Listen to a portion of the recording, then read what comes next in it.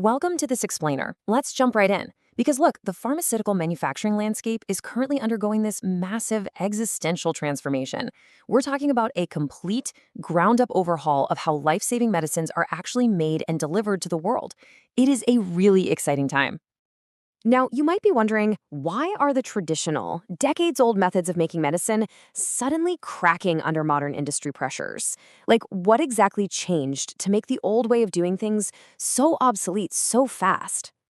Well, check this out, 73%. That is a staggering number.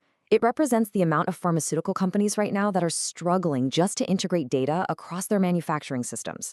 When your data is stuck in silos, it creates massive quality risks and these huge compliance blind spots.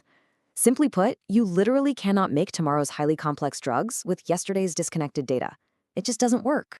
So here is our roadmap for today. We're going to start by exploring the survival imperative. Then we'll break down the technology, process, and people pillars. And finally, we'll look at a tangible roadmap for your own facility. Let's do this.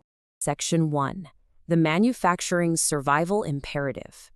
Evolve or fail, right? Transforming your factory isn't just some nice-to-have competitive differentiator anymore. It is absolutely a strategic requirement just to survive.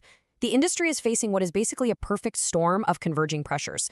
We've got incredibly complex new therapies like CAR-T that require unprecedented flexibility on the floor. On top of that, we're facing stricter GMP regulatory expectations, a severe, and I mean severe, mismatch in workforce skills, and of course, urgent sustainability pressures. Maintaining the status quo? Yeah, completely off the table. And to really hammer home that sustainability point, a whopping 61 to 80% of a pharma company's total carbon footprint actually comes from indirect Scope 3 emissions. And considering the pharmaceutical sector contributes an estimated 4.4 to 5% of all global emissions, we absolutely have to figure out how to build greener supply chains.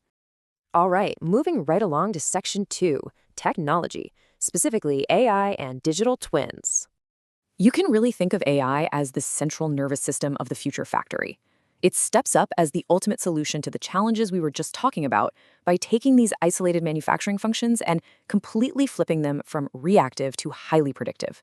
Instead of sitting around waiting for a machine to break, machine learning predicts the failure before it happens. Instead of relying purely on human eyes for inspection, computer vision catches quality defects instantly. And the crucial thing here is that this isn't just theory. Consider a real-world digital twin. Basically, it's a dynamic virtual replica of a physical process. When Johnson & Johnson deployed a digital process twin to optimize just a single solvent switch step, the ROI was immediate. They cut total costs by 35%, slashed process time by 35%, and reduced solvent consumption by 30%. That is immediate, tangible, undeniable value. And the pioneers? They are already scaling this up to the enterprise level. Roche is deploying a 3,500 GPU AI factory using virtual twins before they even pour concrete for physical plants.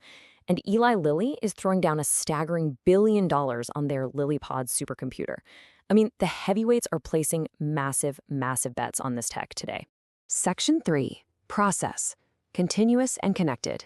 So we're seeing how this technology fundamentally shifts the actual physical processes of making drugs, and it marks a huge structural departure from traditional batch processing.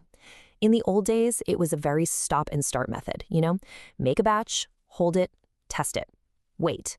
Now we're shifting to continuous manufacturing. It's like switching from stop and go traffic to a high-speed expressway. It's a seamless, uninterrupted flow from raw materials right to the finished product. It's faster, takes up way less physical footprint, and drastically reduces waste. But how does that continuous flow actually work in reality? Well, it all comes down to smart connectivity. First, you deploy IoT sensors everywhere to create what's called a cyber-physical system. Second, you monitor literally everything in real time using process analytical technology, or PAT. And third, you automate the responses using advanced process control. The system dynamically spots and fixes deviations, all on its own, before a batch can even fail. Which brings us to Section 4, people, the human-centric workforce. Here's the reality check. All this incredible technology we just talked about means absolutely nothing without the people to run it. A high-tech factory will completely fail if you don't have a digitally capable workforce. And the severity of the skills gap right now, it's pretty alarming. 83% of biopharma support chain leaders say they desperately need enhanced digital skills on the factory floor. Nearly half of pharma execs list skills shortages as their absolute top barrier to digital transformation. You can't just drop a robot on the floor and hope for the best. You need humans who actually know how to collaborate with it. Enter Pharma 5.0. This is the big paradigm shift beyond just having a digitized factory. Pharma 5.0 is where advanced AI and human intelligence operate in genuine collaboration, with a heavy focus on sustainability and ultimately patient outcomes. It elevates the human operator from doing manual repetitive tasks to being a highly empowered AI co-pilot. So how do we build that workforce? Organizations are rolling out some seriously cool best practices: role-based competency frameworks, mobile GXP-compliant learning systems, and importantly, immersive virtual and augmented reality tools for training. And fun fact for you, real-world benchmarks show that robust digital skills programs like these can save up to $95,000 per skilled operator while boosting performance by over 70%. Win-win for sure. Let's bring it all home with Section 5, the Pharma 5.0 Roadmap. So how do we actually pull the whole shebang together into a multi-phase action plan? Well, if you're feeling a bit overwhelmed by all this, take a deep breath. Over half the industry, 52% of pharma companies, are still at the very beginning of this digital journey. That means the window to lead, to really separate yourself from the pack, is wide open right now. But you have to start moving with purpose. Let's walk through the chronological timeline, because you obviously don't do this overnight. You start in phases 0 and 1, taking about a year and a half, assessing your digital maturity and building a unified data fabric. Fast forward to phases 2 and 3, and you're rolling out those digital twins and VR upskilling tools. Moving into phase 4, you're actively migrating toward green, continuous manufacturing. And finally, skipping ahead to months 30 to 60 and beyond, you achieve agentic AI workflows and fully autonomous operations. But, and this is absolutely crucial, you cannot do this in silos.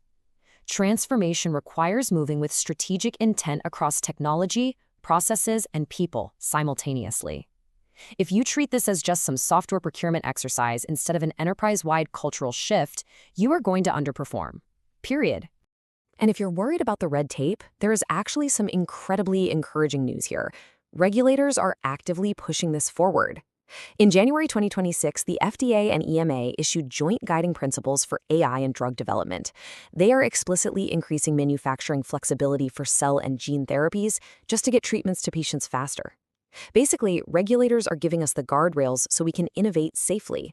Because at the end of the day, we can geek out about AI factories and digital process twins all day long, but the true North Star of Pharma 5.0 is the patient. It's about taking all this incredible technology and using it to ensure that life-changing, personalized medicines reach waiting patients faster and safer than ever before. That's why we're doing this. Which leaves us with one final provocative question for you. Is your facility ready to lead the human-centric future of medicine? The technology is proven, the roadmap is clear, and the regulators are totally on board. It is time to assess your own digital maturity and take that very first step. Thank you so much for hanging out with me for this explainer. Keep learning, and I'll see you next time.